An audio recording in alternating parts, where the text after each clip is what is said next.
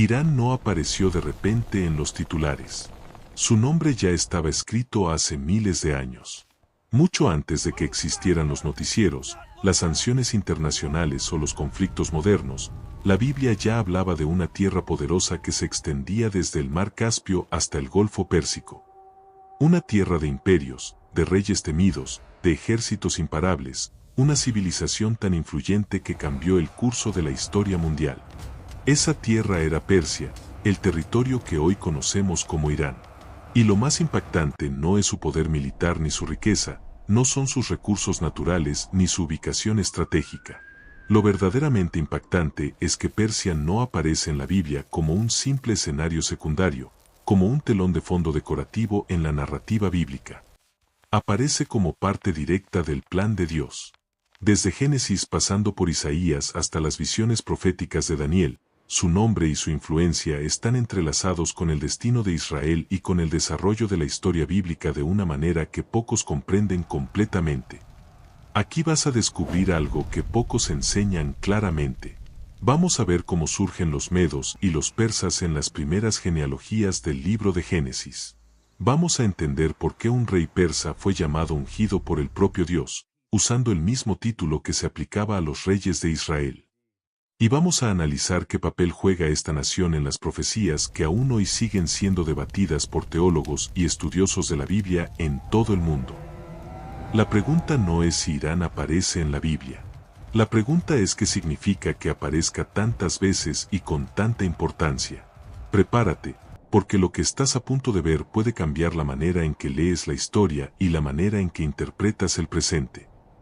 Para entender la presencia de Persia en la Biblia hay que empezar desde el principio, y ese principio está en Génesis capítulo 10 en lo que los estudiosos llaman la tabla de las naciones. Después del diluvio, la Biblia registra cómo la humanidad se fue dispersando por la tierra a través de los descendientes de Noé. En esa lista aparecen nombres que muchos pasan por alto, nombres que parecen difíciles de pronunciar y sin relevancia inmediata. Elam, hijo de Sem, y Madai, hijo de Jafet. Elam es reconocido por historiadores y arqueólogos como uno de los territorios históricos del antiguo Irán, ubicado al sur y suroeste de la región, en lo que hoy correspondería aproximadamente a la provincia iraní de Juzestán. Madai, por su parte, es identificado por los historiadores como el ancestro de los medos, el pueblo que junto a los persas formaría uno de los imperios más grandes que el mundo antiguo haya conocido. Esto significa que desde el capítulo 10 del Génesis, mucho antes de Abraham, mucho antes de Moisés, mucho antes de que existiera Israel como nación, la Biblia ya estaba trazando la genealogía de los pueblos que habitarían esa región del mundo. No es un añadido posterior ni una reinterpretación forzada de los textos. Está allí desde el principio. Y la conexión no termina en los orígenes genealógicos. En Génesis capítulo 14, encontramos una batalla de reyes donde aparece Kedorlaomer, rey de Elam, liderando una coalición de 4 reyes contra 5 en la región del Mar Muerto. Elam, como ya mencionamos, es la antigua Persia. Este rey elamita había sometido a varios pueblos de la región, incluyendo a las ciudades de Sodoma y Gomorra, y cuando estos se rebelaron, organizó una expedición militar para someterlos nuevamente. Abraham se vio involucrado en ese conflicto cuando su sobrino Lot fue tomado prisionero durante el saqueo de Sodoma, y fue el propio Abraham quien organizó una expedición con 318 hombres entrenados de su propia casa para rescatarlo. Derrotó a los reyes invasores y recuperó no solo a Lot sino también los bienes y las personas que habían sido capturadas. Desde los albores mismos de la historia patriarcal, Persia ya estaba presente en el relato bíblico, aunque de forma que muchos lectores no identifican a primera vista. El hilo conductor es más antiguo de lo que la mayoría imagina. Avanzando varios siglos en la historia, llegamos al momento que marcó un antes y un después en el mundo antiguo, la caída de Babilonia. Los israelitas llevaban décadas en cautiverio. Babilonia había destruido el templo de Salomón en el año 586 a.C., deportado al pueblo en varias oleadas, y parecía que Israel nunca volvería a ver su tierra. Las promesas de Dios parecían haber fallado. El templo estaba en ruinas. Las murallas de Jerusalén habían sido derribadas. La ciudad santa era un montón de escombros habitado por animales salvajes. Pero en medio de esa oscuridad, el profeta Isaías, escribiendo aproximadamente 150 años antes de que ocurriera, anunciaba que un rey vendría a liberar a Israel. Lo más asombroso es que ese texto, registrado en Isaías capítulo 44 versículo 28 y en el capítulo 45 versículos del 1 al 4, mencionaba el nombre de ese rey por adelantado, Ciro. El texto dice literalmente que Ciro es el pastor de Dios, que cumplirá todo lo que él quiere, que mandará reconstruir a Jerusalén y que permitirá que los cimientos del templo sean restaurados. Una profecía con nombre propio, escrita generaciones antes de que ese nombre existiera en la historia. Esto no es una interpretación alegórica ni simbólica. Es una profecía específica con un nombre concreto pronunciado siglo y medio antes de su cumplimiento. Ciro el Grande, rey de Persia, conquistó Babilonia en el año 539 a.C., y lo que hizo a continuación asombró al mundo antiguo. En lugar de destruir a los pueblos conquistados como era costumbre en aquella época, en lugar de deportar a las poblaciones y borrar sus identidades como habían hecho los asirios y los babilonios, Ciro promulgó un decreto que permitía a los pueblos deportados por Babilonia regresar a sus tierras y reconstruir sus templos. Ese decreto está registrado en el libro de Esdras capítulo 1 versículos del 1 al 4. Su contenido se asemeja de forma extraordinaria al cilindro de Ciro, un artefacto de arcilla descubierto arqueológicamente en el siglo XIX en las ruinas de Babilonia, que confirma esta política de tolerancia y restauración. El cilindro, que ahora se encuentra en el Museo Británico, es considerado por muchos historiadores como una de las primeras declaraciones de derechos humanos de la historia. La Biblia llama a Ciro el ungido de Dios, usando el mismo término hebreo Masías, Mesías, que se aplicaba a los reyes de Israel. Esto no significa que Ciro fuera un creyente en el Dios de Israel en el sentido que nosotros entendemos hoy la fe salvadora. Significa que Dios lo usó como instrumento para cumplir sus propósitos, aunque el propio rey no lo comprendiera plenamente. Isaías 45 versículo 5 es explícito al respecto. Dios dice a Ciro, yo soy Jehová, y ninguno más hay. No hay Dios fuera de mí. Yo te ceñiré, aunque tú no me conociste. Un rey pagano, adorador de Ahura Mazda según la religión zoroástrica, usado por el Dios del universo sin saberlo del todo. Eso dice algo muy profundo sobre cómo opera la soberanía divina en la historia humana. Dentro de ese mismo contexto persa surge uno de los personajes bíblicos más extraordinarios, Daniel. Su historia comenzó en Babilonia, donde fue llevado como exiliado siendo apenas un adolescente en la primera deportación del año 605 a.C., pero su ministerio se extendió durante más de 70 años hasta los primeros años del dominio persa. En el capítulo 5 del libro de Daniel encontramos la famosa noche en que una escritura misteriosa apareció en la pared del palacio de Belsasar, el último rey de Babilonia. Una mano sin cuerpo escribió palabras que ninguno de los sabios del reino pudo interpretar. Daniel fue llamado e interpretó el mensaje, Mene, Mene, Tekel, Uparsin, contado, contado, pesado, dividido. Dios había contado los días del reino y le había puesto fin. El rey había sido pesado en balanza y hallado falto. Su reino sería dividido y entregado a los medos y a los persas. Esa misma noche, el texto dice que Belsasar fue muerto y que Darío el Medo tomó el reino. La profecía se cumplió en cuestión de horas. A partir de ese momento, Daniel continuó activo bajo el gobierno persa, lo que lo convierte en un testigo excepcional de la transición entre dos grandes imperios. En el capítulo 6, bajo el reinado de Darío, Daniel fue víctima de una conspiración política. Sus enemigos, celosos de su posición y su influencia, lo hicieron condenar por seguir orando a Dios 3 veces al día con sus ventanas abiertas hacia Jerusalén. Fue arrojado al foso de los leones como castigo por desobedecer el edicto real. Sin embargo, Dios lo protegió cerrando las bocas de los leones durante toda la noche, y el mismo rey Darío quedó tan impresionado que emitió un decreto ordenando que en todo su reino se temiera y reverenciara al Dios de Daniel. Un decreto oficial de un rey persa promoviendo el temor al Dios bíblico. El edicto decía, porque Él es el Dios viviente y permanece por todos los siglos, y su reino no será jamás destruido, y su dominio perdurará hasta el fin. Pero lo que hace a Daniel especialmente relevante en este contexto son sus visiones proféticas. En el capítulo 8, Daniel recibe una visión donde aparece un carnero con 2 cuernos, y el texto mismo, en el versículo 20, identifica esos cuernos con los reyes de Media y Persia. Un cuerno era más alto que el otro, representando que Persia eventualmente dominaría sobre Media, lo cual es exactamente lo que sucedió históricamente cuando Ciro el Persa conquistó el reino medo y unificó ambos pueblos bajo su dominio. El ángel Gabriel le explica a Daniel la visión con una precisión que los intérpretes posteriores verificaron en el desarrollo real de la historia. Ese carnero sería embestido por un macho cabrío que venía del occidente con un cuerno notable entre sus ojos, representando Grecia bajo Alejandro Magno, que conquistaría el imperio persa en el año 331 a.C. en las batallas de Gránico, Isos y Gaugamela. Pero hay más. En el capítulo 2 del libro de Daniel, encontramos el sueño de Nabucodonosor sobre una estatua con cabeza de oro, pecho y brazos de plata, vientre y muslos de bronce, piernas de hierro, y pies de hierro mezclado con barro. Daniel interpretó que cada parte representaba un reino que dominaría el mundo. La cabeza de oro era Babilonia. El pecho y brazos de plata representaban el imperio medo-persa, con sus 2 brazos simbolizando la naturaleza dual de ese imperio.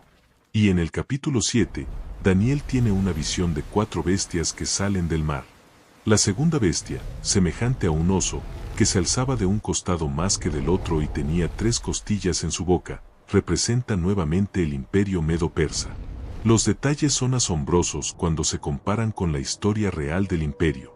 Persia no era solo el escenario de la vida de Daniel, era también el objeto de sus revelaciones proféticas.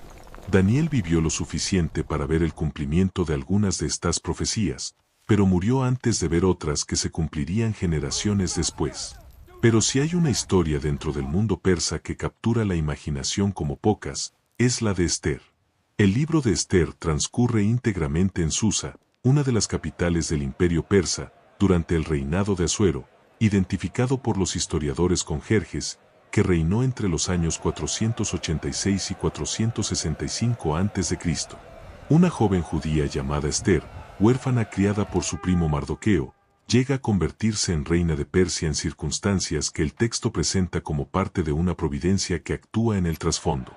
El libro de Esther es único en el canon bíblico porque nunca menciona el nombre de Dios explícitamente, y sin embargo su presencia se siente en cada página a través de las coincidencias providenciales que se acumulan una tras otra. La historia alcanza su punto de mayor tensión cuando Amán, un funcionario de la corte, descendiente de Agag rey de los amalecitas, trama el exterminio de todos los judíos del reino porque Mardoqueo se negó a inclinarse ante él. Amán convenció al rey de emitir un decreto irrevocable estableciendo un día específico en que todos los habitantes del imperio tendrían permiso para matar a los judíos y saquear sus bienes. Es en ese momento cuando Mardoqueo pronuncia una de las frases más poderosas del libro en el capítulo 4 versículo 14, donde le dice a Esther, «¿Y quién sabe si para esta hora has llegado al reino?» La providencia divina operando a través de una mujer en la corte de un rey pagano, en el corazón del imperio persa, para preservar al pueblo de Israel del que nacería el Mesías. Esther arriesgó su vida acercándose al rey sin ser llamada, expuso el complot a Amán, y logró que se emitiera un nuevo decreto que permitía a los judíos defenderse de sus atacantes. El resultado fue que no solo sobrevivieron sino que fueron honrados en todo el imperio, y establecieron la fiesta de Purim que los judíos todavía celebran hasta el día de hoy. Una pregunta muy frecuente cuando se estudia Persia en la Biblia tiene que ver con las profecías de Ezequiel, especialmente los capítulos 38 y 39, donde aparece una coalición de naciones encabezada por Gog, príncipe de Ros, Mesec y Tubal en la tierra de Magog.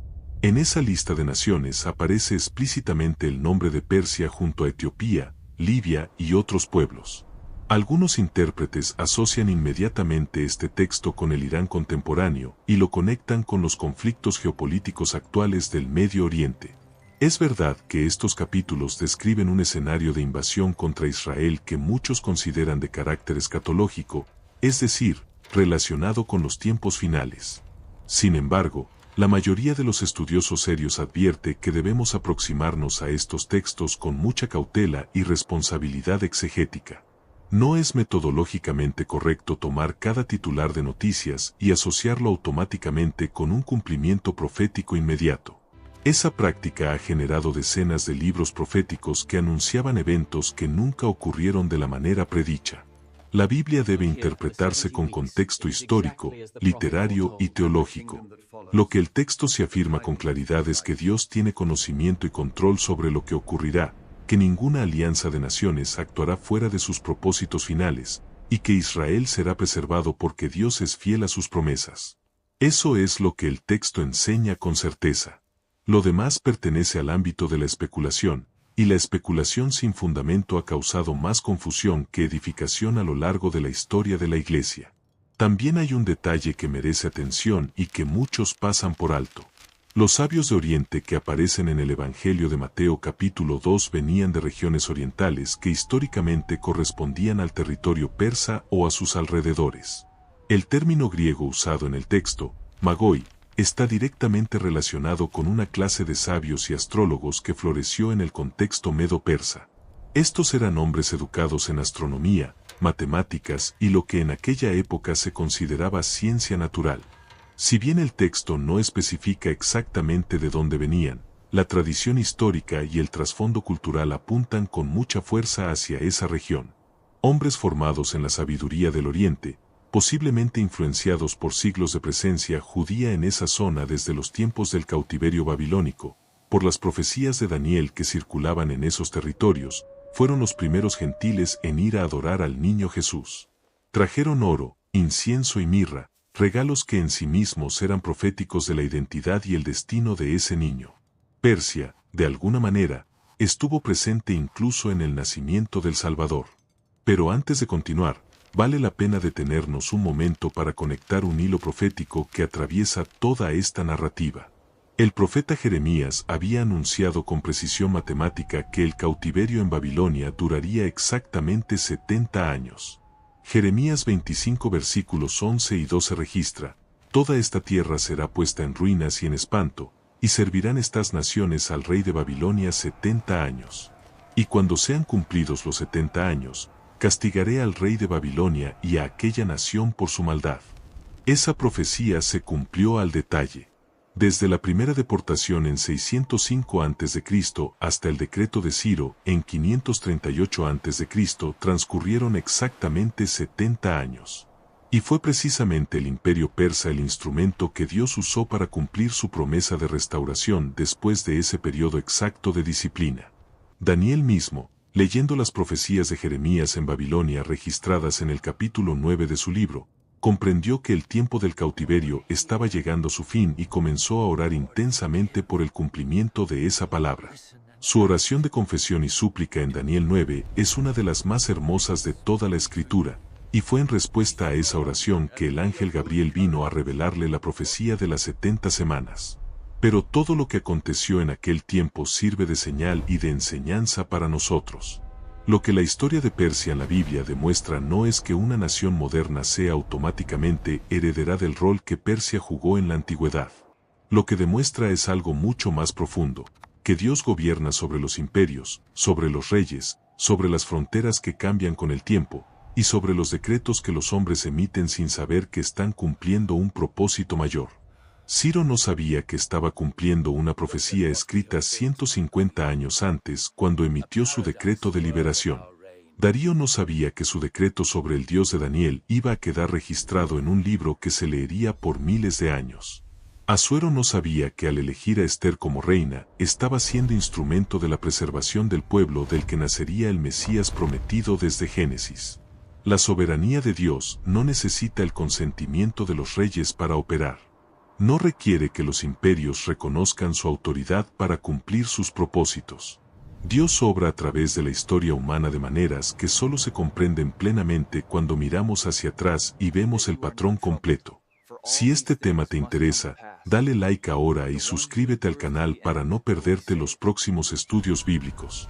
Jesús mismo, en el Evangelio de Mateo capítulo 24, habló de señales en la historia y advirtió a sus discípulos que no se dejaran engañar por quienes anunciaran el fin precipitadamente. La invitación del texto no es a la especulación ansiosa sobre cada conflicto geopolítico, no es a la paranoia profética que ve cumplimientos inmediatos en cada noticia internacional.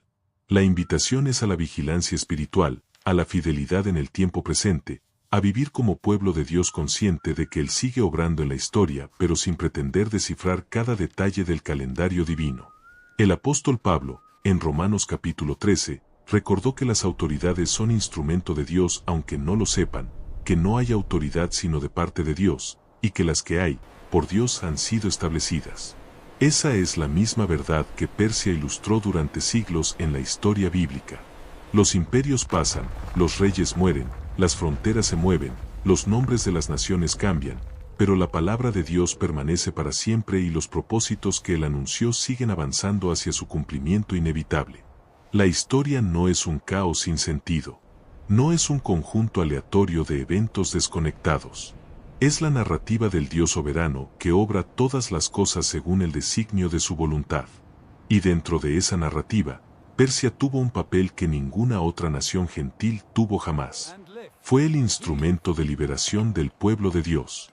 Fue el imperio bajo el cual los judíos regresaron a su tierra.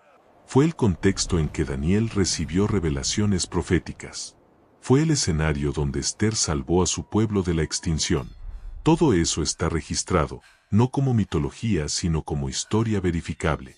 Ahora escribe en los comentarios lo que piensas sobre este tema. ¿Te sorprendió ver cuántas veces aparece Persia en la Biblia? ¿Qué personaje te impactó más, Ciro, Daniel o Esther? ¿Entiendes ahora por qué es importante estudiar estos textos con seriedad y no con sensacionalismo? Y si te gustó este video, suscríbete al canal si todavía no lo has hecho. Si quieres profundizar aún más en el conocimiento bíblico y aprender a interpretar las Escrituras con responsabilidad y precisión, te invito a explorar los recursos que tenemos disponibles. Que Dios te bendiga y te guíe en tu estudio de su palabra.